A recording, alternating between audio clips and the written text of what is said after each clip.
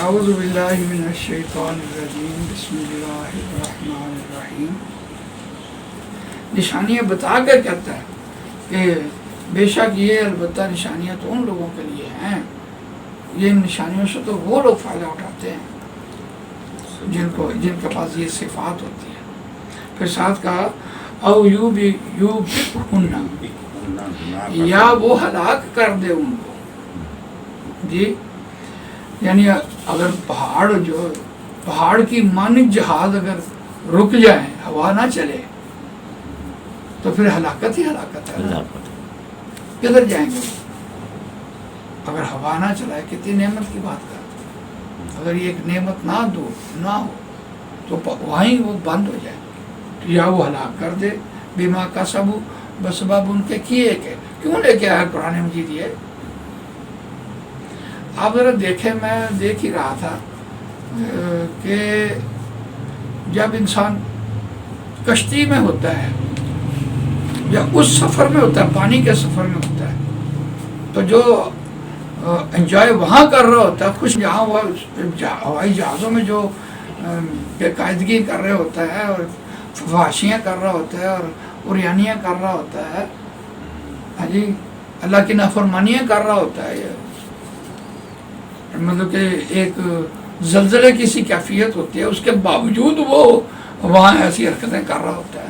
تو اللہ کہتا ہے کہ اگر وہاں وہ اس کی ایک غلطی کو پکڑ لے، ہلاک کر دے، پھر یہ کیا کریں گے؟ رب تو دیکھیں کیسا قرآن کا ہے. کبھی ہم نے شاید سنا بھی، سوچا بھی نہیں ہوگا یہ بات کہ یہاں کیوں لے کے آیا.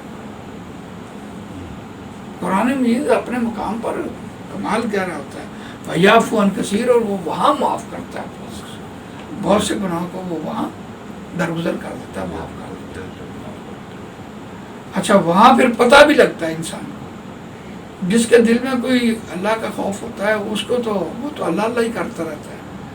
لیکن جو لوگ پھر یوز ٹو ہو جاتے ہیں، عادی ہوتے ہیں، ان کو پھر فکر نہیں ہوتا کہ ہم کہاں اڑ رہے ہیں کہاں نہیں اڑ رہے ہوتے، ہوائی جہاز میں پھر کیا کر رہے ہوتے ہیں. ہاں جی، بے قاعدگیاں ہو رہی ہوتی ہے. اللہ معاف کر دے. وہ سبحان اللہ جی سخر لنا ھذا وما كنا له مقرنین وانا الى ربنا لمنقلبون، تو ہو رہا ہوتا ہے. چلیے سفر کی دعا پڑھ لی اور پھر 7 تسبیحات بھی کر لی، لیکن جو ایئر ہوسٹس جو ہیں وہ بے نقاب ہو رہی ہوتی ہیں اور وہ یعنی جس فحاشی میں چل رہی ہوتی ہیں، وہ کیا ہو رہا ہوتا ہے؟ اللہ کی نافرمانی تو ہو رہی ہوتی ہے نا.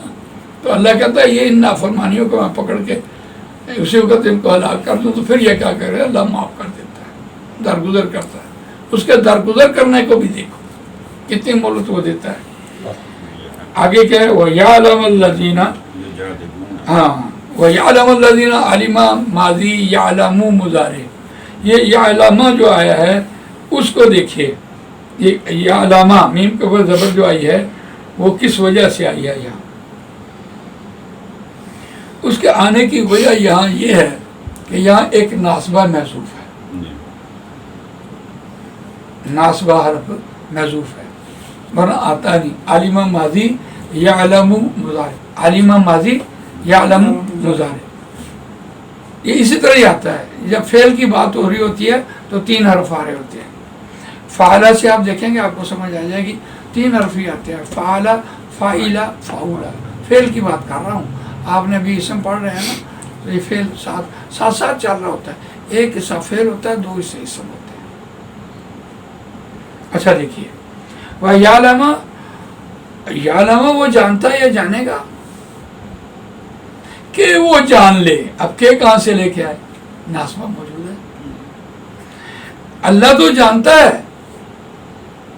اللہ تو علیم بذات صدور بھی ہے، لیکن جب یعلم لے کے آ رہا ہوتا ہے وہ ظاہر کرنے کے معنی میں آ رہا ہوتا ہے کہ دنیا میں انسان ایک اہل ایمان ہے، ایک کافر ہے. اہل ایمان رسول اللہ صلی اللہ علیہ وسلم کا کہا مان کر بلندیوں کو چھو رہے ہیں، وہ بھی تو ایک انسان ہے. تو ان انسانوں کو وہ ظاہر کرتا ہے اللہ دوسروں کے سامنے کہ یہ دیکھو یہ بھی انسان ہے، ان کے لیے بھی وہ مشکلیں ہیں، اور تم کیوں نہیں ایمان لے کے آ رہے؟ ان کے کوئی 2 آنکھ زیادہ لگی ہوئی ہے، یا ہاتھ زیادہ لگے ہوئے ہیں، پاؤں زیادہ لگے ہوئے ہیں، یہ بھی تو ویسے گوشت پوشت کے انسان ہے. تو یہ اللہ تعالیٰ جب یعلم کا لفظ لے کے آ رہا ہوتا ہے وہ جاننے کے معنی میں آتا ہے اللہ تو جانتا ہے. اس اعتبار سے تجربہ دیکھنا ہوتا ہے کہ اللہ انسانوں کو انسانوں میں ظاہر کرے، کہ وہ ظاہر کرے، کہ وہ جان لے، کہ وہ ظاہر کرے ان لوگوں کو. اب دیکھیے یہاں پیچھے فعل تھا، آگے مفعول آ گیا. یہ اللہ زینہ موصولہ ہے.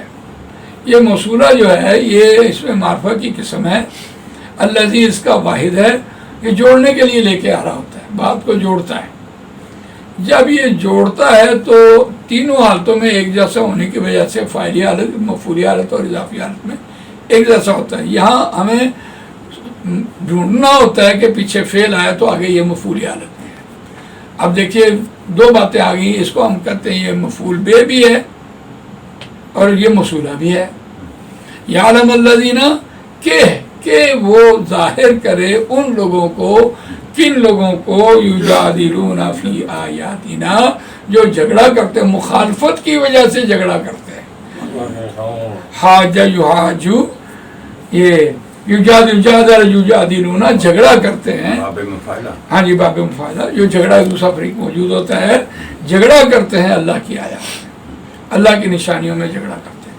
اب انسان کا اللہ کی نشانیوں میں جھگڑا کیسا؟ ایک ہی بات ہوتی ہے کہ جب آدمی اللہ کی نعمت کو لے کر شکر نہیں کرتا، شکر بجا نہیں لاتا، وہ اپنا حق سمجھ رہا ہوتا ہے. میں اس کو یوں ایک لفظ بولتا ہوں، جیسا کسی نے کسی سے پیسے لے کر ادھار لے کر ڈکار مار لیا ہو اور وہ اس کو اپنا حق سمجھ رہا ہو کہ یہ میرا حق تھا تمہارے پاس پڑا ہوا، جو میں نے واپس لیا میں نے واپس نہیں کرنا. تو بالکل اللہ کی نعمتوں کو جو انسان کھا رہے ہیں، پی رہے ہیں، تو وہ اپنا حق سمجھتے ہیں اور وہ ڈکار مار رہے ہیں. وہ کہتے ہیں اللہ نے پیدا کیا ہے تو اس کی ذمہ داری تھی ہمیں روزی دینا، یہ کو ہم پر نعوذ باللہ احسان تھوڑی کر رہا ہے. یہ ہے اللہ کی آیات میں جھگڑنا. اللہ کی آیات میں جھگڑتے ہیں، نشانی دیکھ کر بھئی اللہ کا شکر ادا کرو، اور عمل نہیں کر رہے، نماز نہیں پڑھ رہے، روزہ نہیں وغیرہ وغیرہ. ہاں جی، ہمسائے کو تکلیف پہنچائی، سارا دن گالیاں نکالی، تکلیفیں، ظلم زیادتی کرتے رہے، ناانصافیاں کرتے رہے. تو اس اعتبار سے وہ اللہ کی آیات میں جھگڑا کے معنی میں آ رہا ہوتا ہے کہ اللہ کی آیات میں وہ جھگڑا کرتے ہیں. ما لہم من محیص. اب اس کو دیکھیے، نہیں ہے واسطے اس کے ان کے کوئی چھٹکارا. اب چھٹکارا نہیں ہے. اب اس کو ذرا دیکھیے، ما نافیہ ہے، لہم جو ہے وہ مرکب جاری ہے، خبر یہاں محذوف ہے اور اس کو مقدم لایا گیا ہے، یعنی خبر مقدم ہے، یہ اس کو ہم کہتے ہیں. اور خبر محذوف، خبر محل خبر جو ہوتی ہے ہمیشہ مرفوع ہوتی ہے، حالت فاعلی میں ہوتی ہے ہم عام قاعدے کے مطابق. تو یہ چونکہ مرکب جاری لے کے آیا اس لیے اس کو پہلے لے کے آ گیا. اب ہم کہتے ہیں یہ محل خبر مرفوع مقدم، کیا کہتے ہیں، خبر کی جگہ آیا، فاعلی حالت میں آیا اور مقدم آ گیا. عموماً الولد قائم ہم کہہ رہے ہوتے ہیں کہ لڑکا کھڑا ہے تو مبتدا خبر بعد میں کہہ رہے ہوتے ہیں کہ نہیں. اب قاعدہ کی استثناء آئی ہے. اب مرکب جاری پہلے کیوں لے کے آیا؟ فکس تو کی نہیں بات. اگر بات فکس کر دے تو بات محدود ہو جائے یا پھر اس دور کے لیے رہ جائے، کیونکہ بات تعداد میں قیامت کرنی ہے، اس لیے لہم کو پہلے لے کے آئی. اب دیکھیے ما جو ہے وہ نافیہ ہے.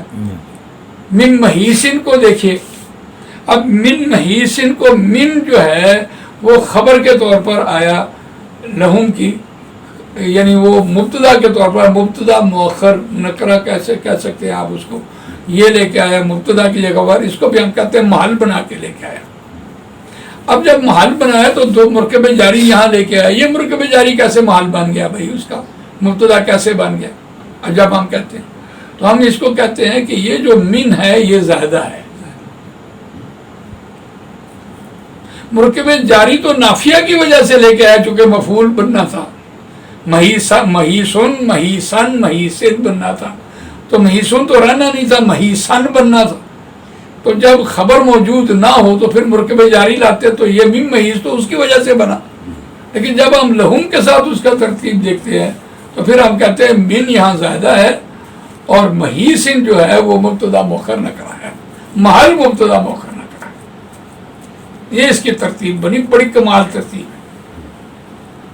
12 تو اس میں حکمتیں کیا ہیں؟ ایک تو نافیہ بنایا، تو دوسری حکمت یہ ہے کہ فکس نہیں کیا، نہیں ہے واسطے ان کے کوئی چھٹکارا، اور کہ وہ ظاہر کرے ان لوگوں کو جو جھگڑا کرتے ہیں ہماری آیات میں، ما لہم من محیص، نہیں واسطے ان کے کوئی چھٹکارا، واسطے ان کے چھٹکارا نہیں ہے، یہ بات ٹھیک ہے۔ اگر یہاں پکڑنا چاہے تب بھی چھٹکارا نہیں ہے، تو اگلے جہان میں تو واقعی چھٹکارا نہیں۔ اس لیے اس کی جامعیت دیکھیے، فما اوتیتم من شیء فمتاع الحیات الدنیا، فما پس جو، فا پس ما موصولہ کے طور پر آیا، اوتیتم جو تم دیے گئے، ماضی مجہول ہے، ماضی ہم نے کیسے پہچانا؟ تم سے، جب فعل کی گردان آپ کریں گے تو آپ کو اس میں ضمائر مل جائیں گی، فعلا، فعلا، فعلو، فعلت، فعلتا، فعلا، فعلتا، فعلتما، فعلتم، تو تم سے ہم نے پہچانا کہ یہ ماضی ہے۔ تو اب ماضی مجہول کی کیا پہچان ہے؟ وہ فا کلمہ جو ہوتا ہے پیش لے کر آ رہا ہوتا ہے، یا الف جو ہے پیش والا آ گیا، اوتیتم، اصل بات کیا ہے؟ حمزہ تا یا اس کا روٹ ہے، عطیہ ہوتا تو وہ آیا، وہ فعل لازم تھا، فعل لازم کا مجہول نہیں بنتا، پہلے اس کو متعدی بنایا، آتا یوتی میں چلا گیا، باب فعال میں گیا، تو اس کا مجہول بنانے کے لیے الف کے اوپر پیش، بس جو تم دیے گئے، من شیئن، من شیئن کسی چیز میں سے۔ اب دیکھیے نا، جب ماضی مجہول آ جائے یا مضارع مجہول آ جائے تو مفعول پھر کدھر گیا؟ اس کو ہم نائب الفاعل کہتے ہیں۔ یہاں بھی من شیئن، من زائدہ ہے،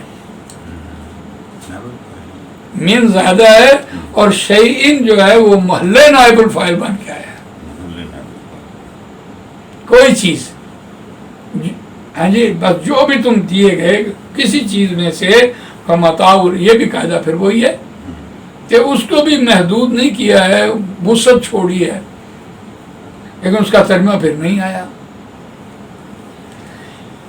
فمتاع الحیات الدنیا، پس برتنا ہے، دنیاوی زندگی کا برتنا ہے۔ فمتاع الحیات الدنیا، وہاں بات اوپر مکمل ہو گئی ہے۔ ہم یہ فمتاع الحیات الدنیا مرکب اضافی اور مرکب توصیفی دو آئے ہوئے ہیں، ہم نے کیسے پہچاننا؟ ہم نے اسم کو پہچاننا ہے، الحیاتی ہم نے اسم پہچانا، اس کے نیچے زیر دیکھی، اضافی حالت دیکھی، اس کے پیچھے ہم دیکھ رہے ہیں یا حرف جار ہوگا یا مضاف ہوگا، تو یہاں متاع جو ہے، متاعن، متاعن، متاعن، یہ مضاف بنا ہوا ہے، تو یہ مرکب اضافی بنا۔ اب الحیات دنیا، دنیا ایک ایسا لفظ ہے جو تینوں حالتوں میں ایک جیسا رہتا ہے۔ اب آپ اس کو فاعلی کہیں یا مفعولی کہیں یا اضافی کہیں، تو اگر یہ صفت بن گیا ہے تو پیچھے موصوف دیکھیے، اگر موصوف جو زیر لے کر آیا تو اس کو زیر کنسیڈر کر لیں، دنیاوی زندگی کا برتنا، یہ ترجمہ ہوگا۔ اب دنیا کا لفظ اتنا خوبصورت ہے، بطور صفت آ رہا ہے، یہ دنا سے لفظ نکلا ہے، دانونیا، اور اس کا مطلب ہوتا ہے جلدی ملنے والی چیز، اور انسان جلدی، نو نقد نہ تیرا ادھار کے والے سے جلدی کہتا ہے مجھے یہ دنیا میں دے دو یار، آخرت میں بعد کی میں دیکھی جائے گی۔ کوئی شخص کہے گا جی میں تمہیں آخرت میں دے دوں گا، کہتا نہیں تو پہلے دنیا سے پڑھا ہوں۔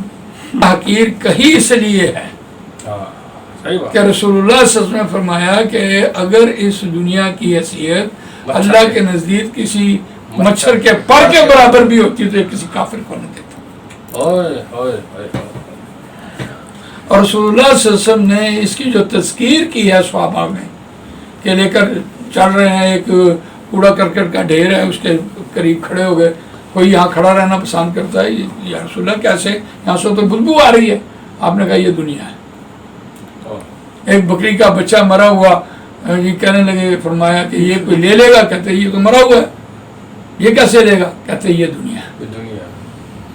تو اتنی حقیر چیز ہے، لیکن کیا خوبصورت ہے اللہ نے دنیا بنائی، اور اتنی زین للناس حب الشہوات من النساء والبنین والقناطیر المقنطرۃ من الذهب والفضة والخیل المسومۃ والانعام والحرث ذلک متاع الحیات الدنیا واللہ عنده حسن المآب قل أنبئكم بخیر من ذلکم للذین اتقوا عند ربهم جنات تجری من تحتها الانہار میں نے آپ کو یہ سورہ آل عمران سے یہ آیت سنائی ہے۔ تو اس اعتبار سے دیکھیے دنیا کی متاع الحیات دنیا سے بات جلدی ملنے والی، حقیر ملنے والی، اس کی تشریح ہو گئی ہے، یہ صفت ہے اس دنیا کی۔ وما عند اللہ خیر وابقى للذین آمنوا، یہ جو وما عند اللہ اور اللہ کے پاس، اللہ کے نزدیک خیر بہتر ہے، یہ جملہ اسمیہ بنا ہوا ہے، یہاں ماں موصولہ آئے گا، نافیہ تو ہے نہیں۔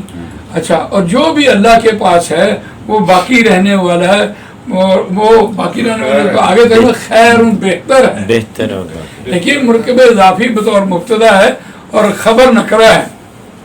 تو یہ قاعدہ ہم نے آج دیکھا کہ مرکب جملہ اسمیہ میں مرکبات کا استعمال بطور مبتدا بھی آ جاتا ہے اور مرکبات کا استعمال بطور خبر بھی آ جاتا ہے۔ اس کی ایک بڑی دلچسپ مثال ہے الحمدللہ، تمام تعریفیں واسطے اللہ کے، وہ مرکب جاری ہے تو بطور خبر بن کے آ رہا تھا ادھر، کیونکہ مرکب جاری تو خبر نہیں بنتا، لیکن ہے تو خبر ہی، واسطے اللہ کے، کون اللہ کے، تشریح اس کی بیان ہوئی ہے۔